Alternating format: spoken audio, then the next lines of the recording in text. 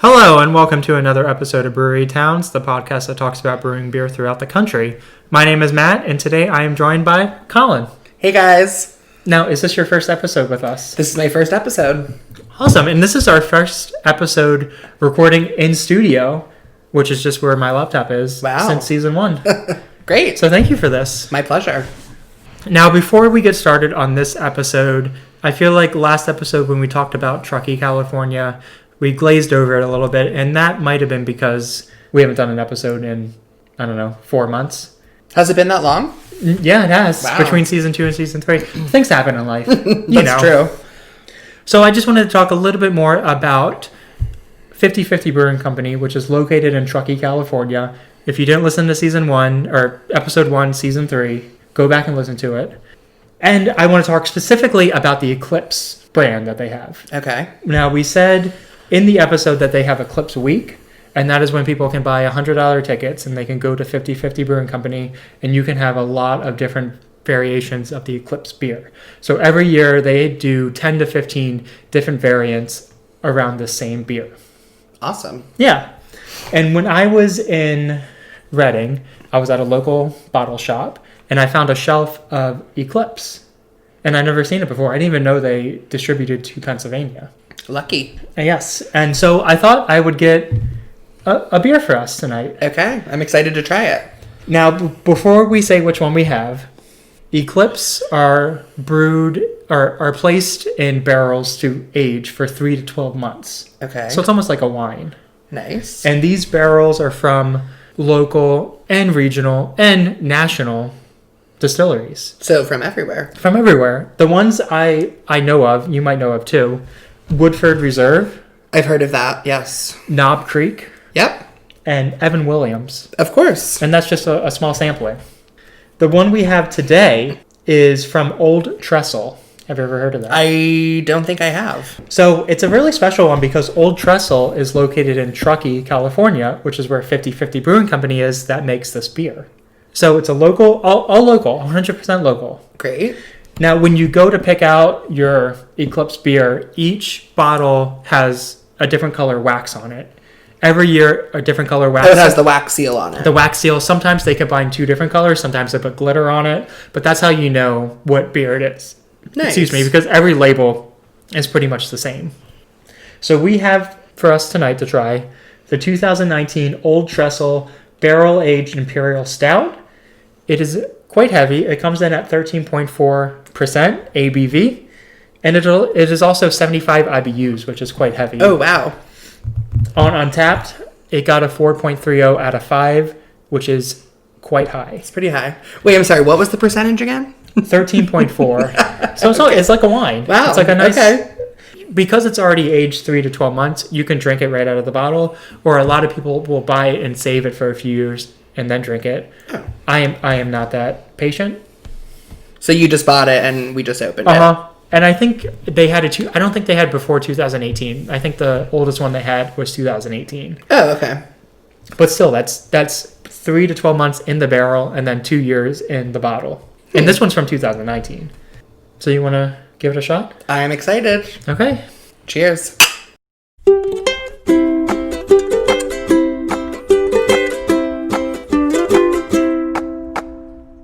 Wow. So what'd you think? It is very unique. Yeah? I think, when some of these higher percentage stouts come out and you drink it, I think sometimes it tastes a little bit like soy sauce. And I would agree with that. Yeah. And I think this one tasted like soy sauce, and I'm not thrilled with it. I think it does have a soy sauce undertone to it, but it also has a sweetness. Mm-hmm. It's burnt caramel, fruit. I don't know what's in it, but that's kind of what I'm getting. And it does have it also kind of has a tartness. Interesting. Yeah, I think you have a very refined palate.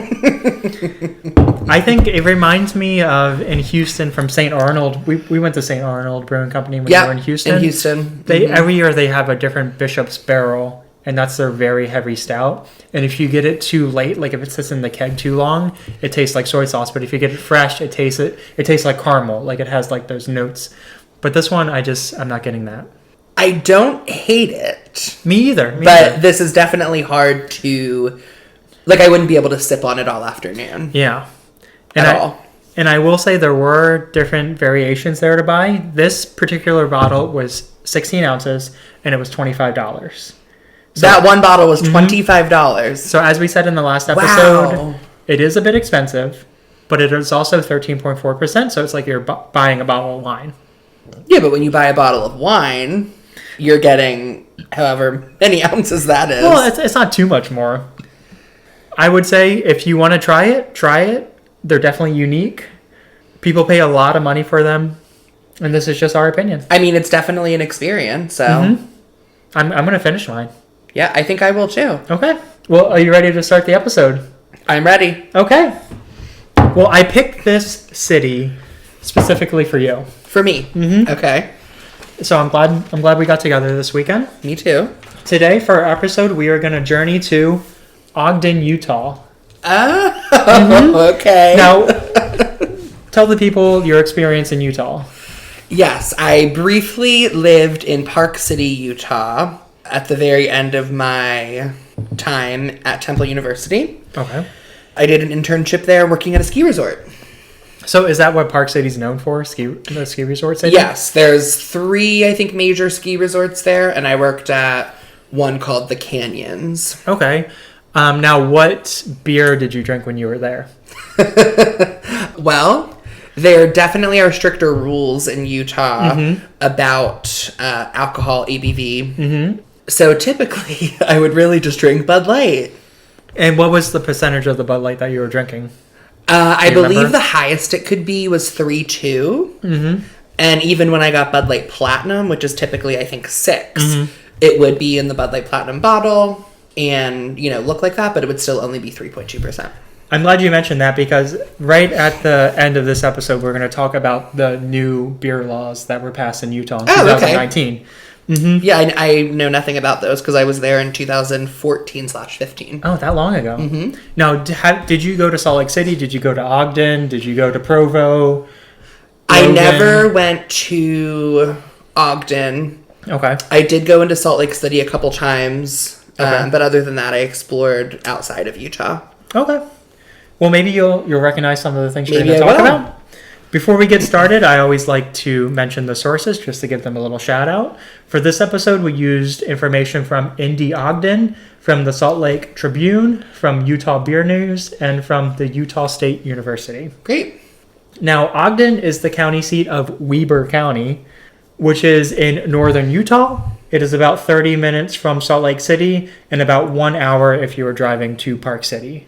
Oh, okay. So it goes Ogden is the north, and then it goes Salt Lake City, and then Park City is to the right of Salt Lake City. Okay, yep. So that's why it's like a half an hour. Sounds right. That makes sense. Mm-hmm. It is east of the Great Salt Lake, which is where the majority of people in Utah live. Right. That's where all the cities are.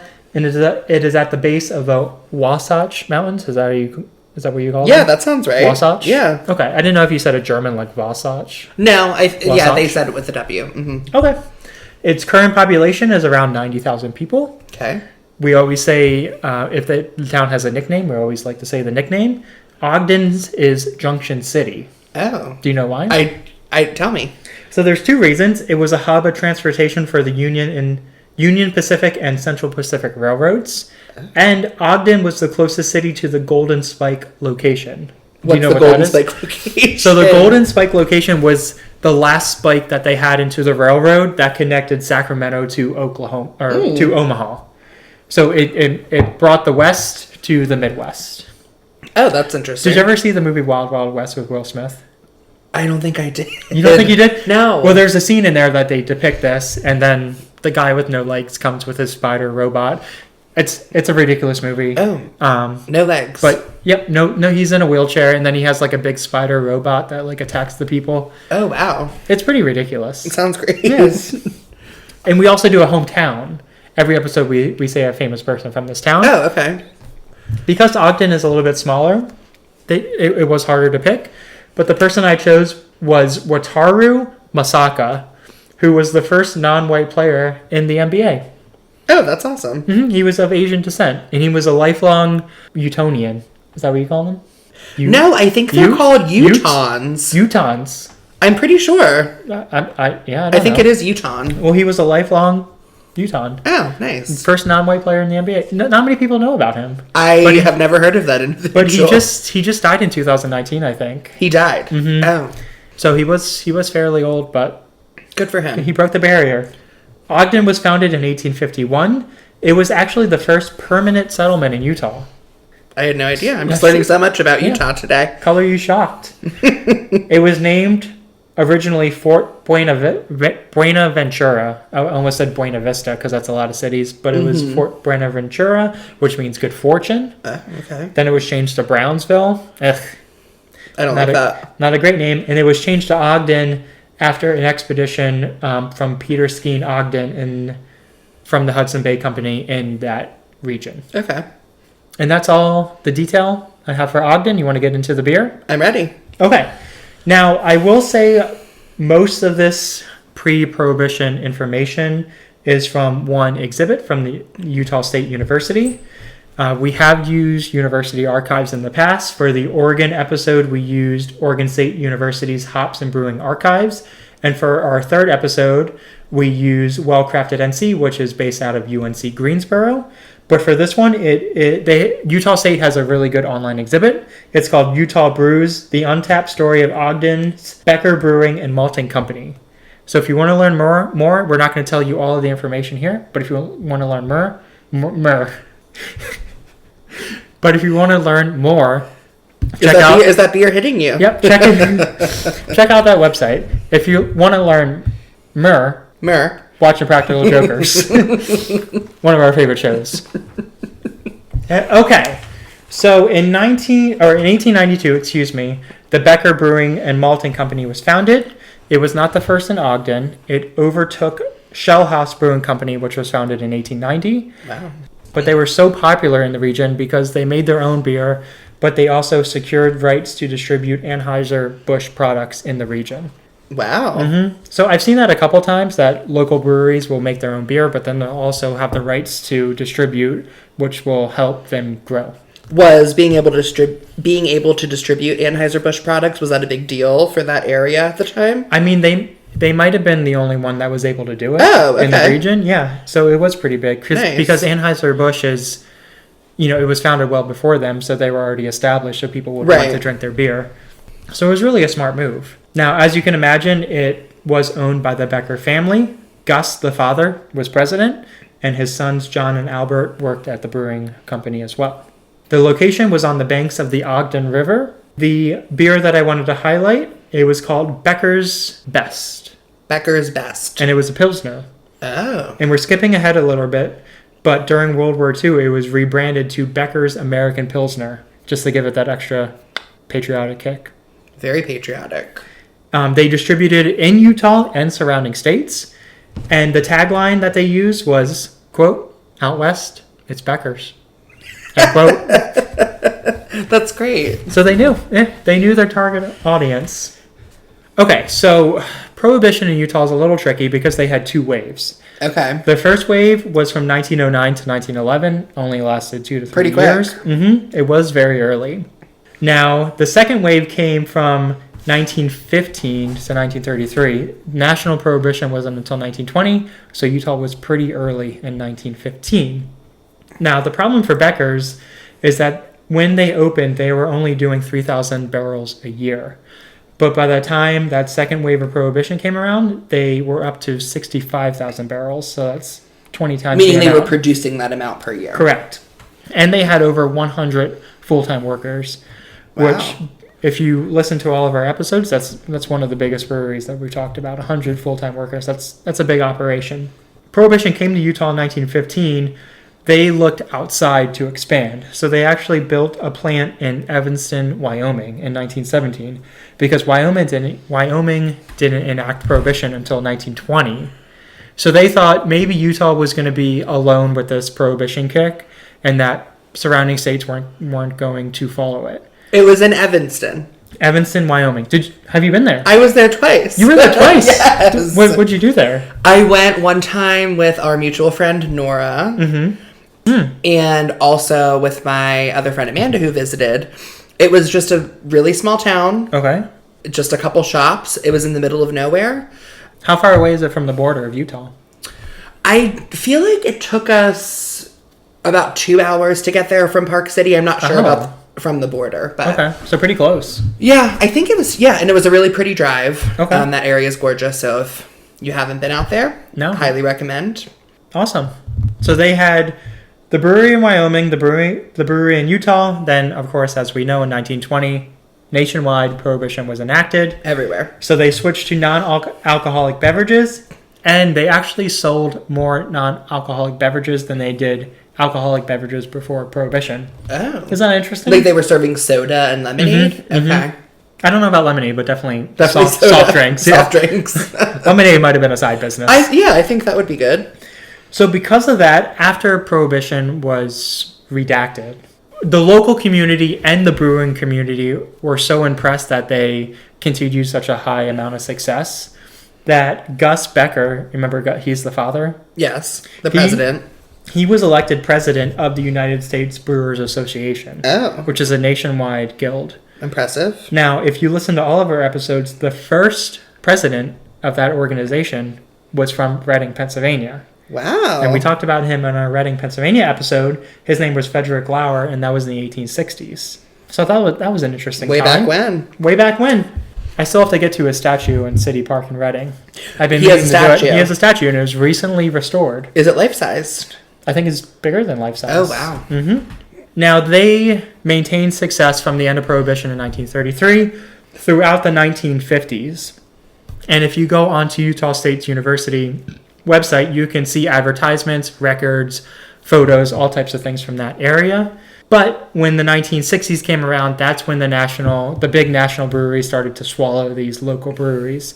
And unfortunately, Beckers was no exception. Okay. They closed their Evanston plant in 1962.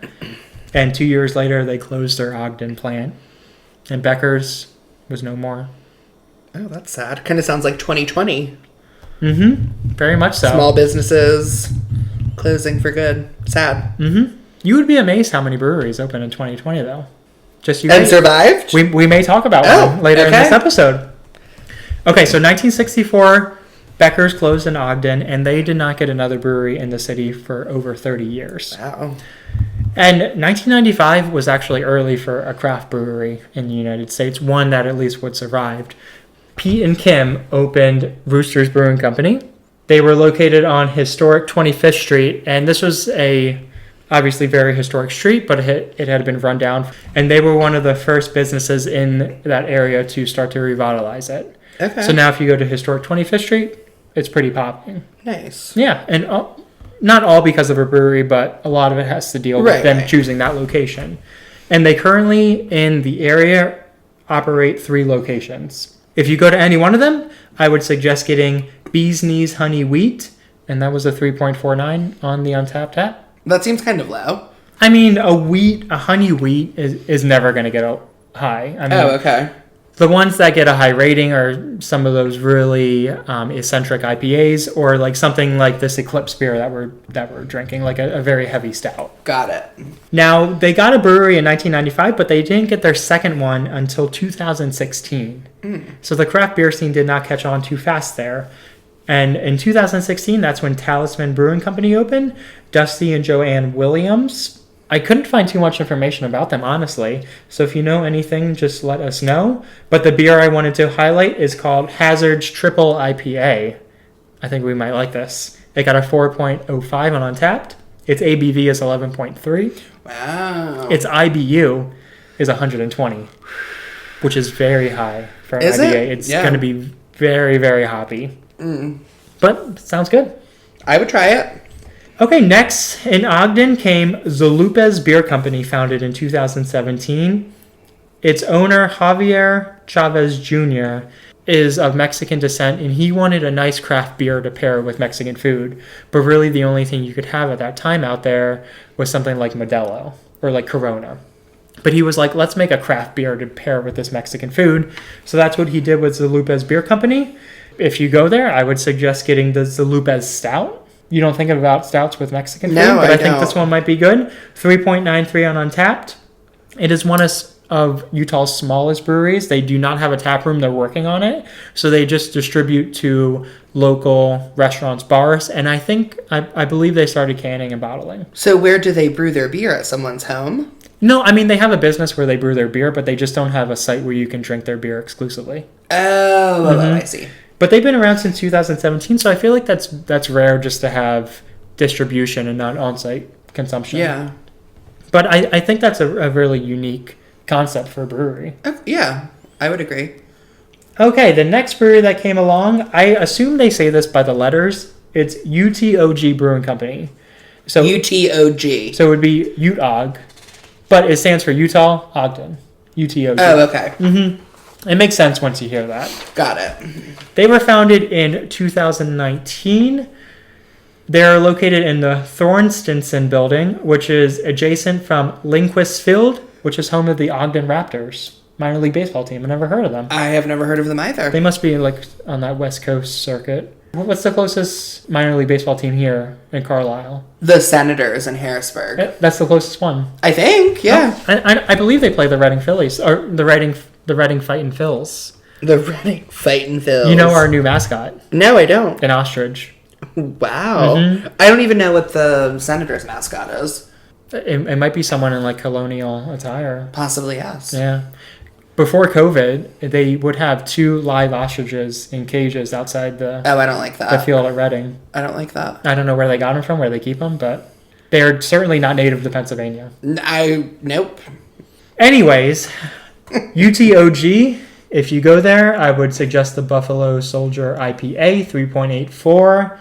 And it's a really cool tap room because the brewmaster wanted to make it so that people who were visiting could see the entire process. So usually when you go to a brewery, the tanks are like in the back of the bar, you can't really see. Right. Or the tanks are like higher up, so you can't really see what's going on. But their tanks are like located in like a pit in the middle of the tap room. So people can sit or stand and they can like look down at the whole process. So you can see like what they're putting in the tanks. Like Oh, that's cool. It is really cool. So Ogden had one more brewery that came around, and it came around last year in 2020. And it's called Ogden River Brewing. It's located along the Ogden River. It's in a super modern building that was built by Lotus Craft Architecture. And they have a rooftop bar that apparently has the best sunset views in the city. Oh, that's nice. Which I would imagine a sunset in Utah is pretty nice. Everywhere that I went in Utah was gorgeous, so I'm sure. Beautiful landscape. Mm-hmm. I like their motto. It is from the neighborhood for the neighborhood. Nice. Isn't that nice? So very community-based, these guys. If you go there, I would suggest getting the Union Station Amber Ale, which is kind of full circle here. We talked about Ogden growing because of the train stations that came through. Union Station Amber Ale got a 3.65 on Untapped. Great. So not bad for an amber ale. It's probably easy drinking. Now, we mentioned this, the Utah beer laws. Before 2019, canned and draft beer that was sold at a gas station at like the Walmart or something like that, it had to be 3.2%. Oh, I was right. Mm-hmm. You were absolutely correct. Yeah, I used to get my beer from 7-Eleven, so it makes sense. And I remember when I was in when I was in Oklahoma around 2012, 2013, if you went to the Walmart and you got Bud Light, it was 3.2%. And I thought that was so odd because here in Pennsylvania, you can't buy beer at Walmart. What is Bud Light typically, though? 4? Maybe 4, maybe like 4.2. Like, okay. Not high. Got it. But that is lower than what it usually is. So I thought that was weird when I went to Oklahoma. I bet you thought it was weird when you went to Utah. Well, that was the first time that I had lived anywhere that you could buy beer and wine and that kind of thing, not at the 7-Eleven, yeah. Mm-hmm. Now, when you drank the 3.2% Bud Light, did you get drunk? I mean, yeah. I would less than usual? I would typically have a 6-pack of Pounders or something. So and you would be drunk after that? Then I would, yeah. Sure. I just think that's such an arbitrary amount. But if you listen to our Casper, Wyoming episode, people from Utah used to go to Wyoming because they could get 6-point beer. Okay. And they thought that 6-point beer meant 6%. But really all it meant was 3.6%.